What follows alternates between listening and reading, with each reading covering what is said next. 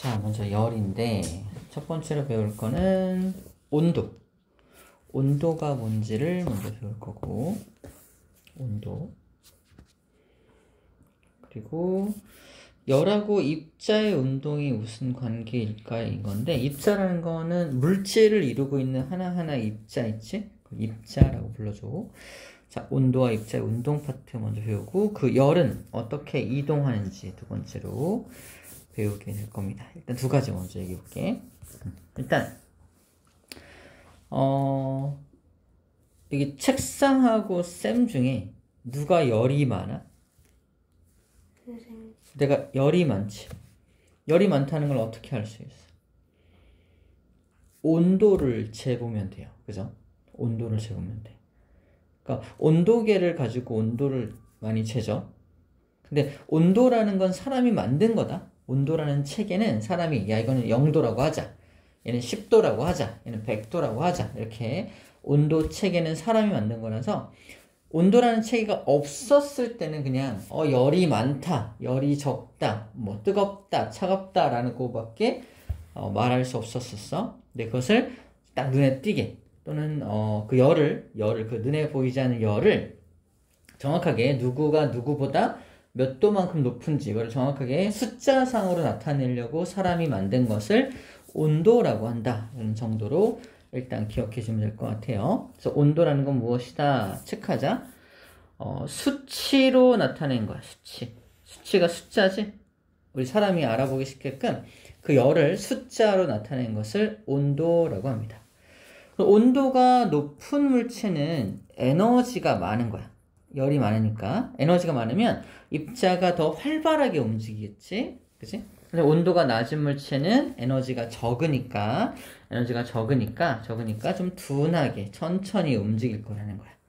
자, 이게 입자의 운동의 한계입니다. 그래서, 뜨거워지면 뜨거워질수록, 온도가 높아지면 높아질수록 입자 운동도 더 활발해진다라는 게 일반적인 겁니다. 자, 그럼 입자 봐봐. 두 개 입자가 있는데, 두 개 입자가 이렇게 천천히 움직일 때, 이 둘 사이의 간격과, 둘이 막 활발하게 움직일 때 둘 사이의 간격은 어때요? 누가 넓어? 활발하게 움직일 때가 훨씬 더 넓지. 그래서 일반적으로 온도가 높아지면 높아질수록 그 물질의 전체적인 크기, 다른 말로 부피가 점점 커지게 됩니다. 그래서 온도가 높아질수록 어떤 물체, 하나의 물체라면 부피가 점점 커지게 된다는 거야. 그렇구나. 아하. 그래서 우리 왜 초콜릿 같은 것도 고체일 때보다 액체로 녹이면 부피가 더 커집니다. 그리고 초콜릿 만들기 같은 거 할 때도 액체 상태로 만들어서 이렇게 틀에다 부으면은 다 굳으면 조그매져. 그게 이제 액체가 부피가 더 크고 고체는 부피가 더 작기 때문인 거야. 입자 운동과 관련이 되어 있다라는 겁니다. 알겠죠? 이게 온도라는 내용하고 이제 입자 운동에 대한 내용이야. 자, 두 번째, 열의 이동입니다. 자, 이 열은 특징이 있는데, 열은 신기하게, 우리가 손을 가지고 책상을 딱 만져봐봐. 그러면 어떻게 느껴지냐면, 무조건 차갑게 느껴집니다. 그지? 뜨겁게 느껴지지 않을 거 아니야. 바로 이게 열의 특징 때문인데, 열은, 잘 들어, 온도가 높은 곳에서 온도가 낮은 곳으로 항상 이동해. 그래서 우리 입장에서는 온도가 우리가 높으니까 열을 얘한테 항상 뺏기겠지. 열을 뺏기는 사람은 항상 그래서 어떻게 느낀다? 아, 차갑다라고 느끼는 거야. 그러면 뜨거운 물체를 잡으면은 따뜻하다라고 느껴지잖아. 따뜻하다라고 느껴지는 건 뜨거운 물체에서 나한테 열이 들어오기 때문에 그래요. 온도가 얘가 높으니까. 그때 우리는 열이 막 들어올 때, 아, 따뜻하다 또는 뜨겁다라고 느껴지는 거지. 자, 열은 그런 특징이 있다는 거야. 자, 체크. 온도입니다. 온도가 높은 물체에서 낮은 물체로 이동하는 것을 열이라고 해요. 온도야. 열이 많은 곳에서 열이 적은 곳으로 이동하는 게 아니라 온도가 높은 곳에서 온도가 낮은 곳으로 이동을 해요. 예를 들어 볼게. 요만한 물체가 있어. 100도야. 요만한 물체. 이만한 물체가 있어요. 얘는 90도야. A라는 물체와 B라는 물체 중에 누가 온도가 높아? A. 그죠? A가 온도가 높죠. 하지만 이 안에 들어있는 열을 보면 얘는 열이 땅땅땅땅땅땅 열이 6개 들어있다면 얘는 땅땅땅땅땅땅땅땅땅땅땅 4, 3, 12개 들어있어요. 열이. 이래? 열이라는 건 이 안에 들어있는 에너지거든? 90도도 에너지가 있는 거잖아. 근데 이 질량이 엄청 크다 보니까 에너지가 훨씬 더 많이 들어있다는 얘기지. 하지만 질량이 크다 보니까 온도는 많이 높일 수가 없었던 거야. 자, 두 번째 문제. A와 B 중에 누가 열이 많아? B가 열이 많지? 그러면 둘이 딱 붙이면 어디서 어디로 열이 이동할까?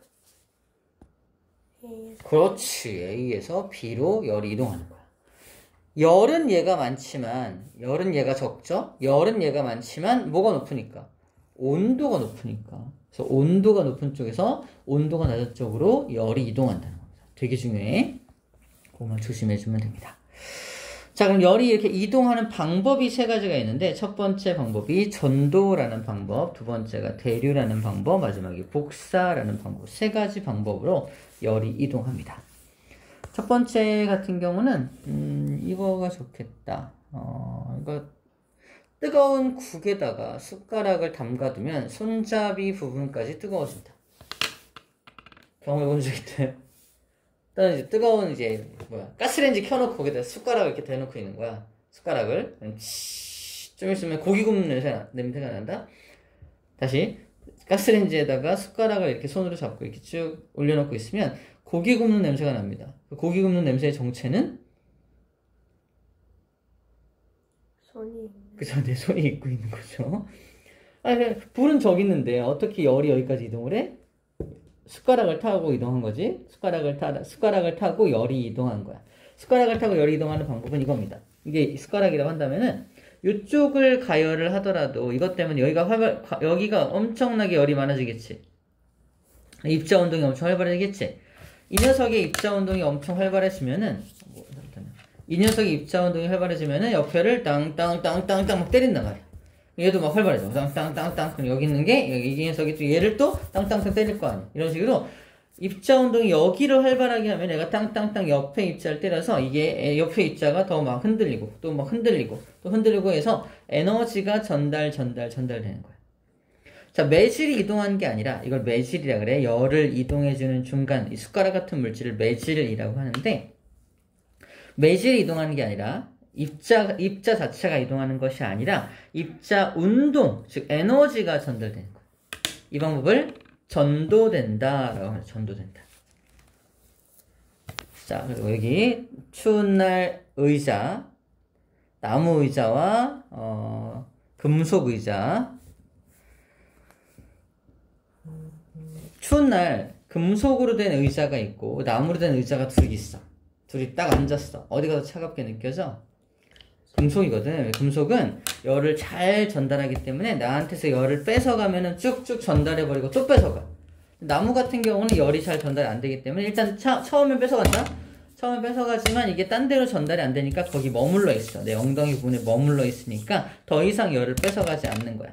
그래서 나무 의자는 덜 차갑게 느껴지고 금속 의자는 엄청 차갑게 느껴지는 거야. 계속 열을 뺏기니까. 무슨 말인지 알죠? 자, 전도에 대한 현상이라는 거고요.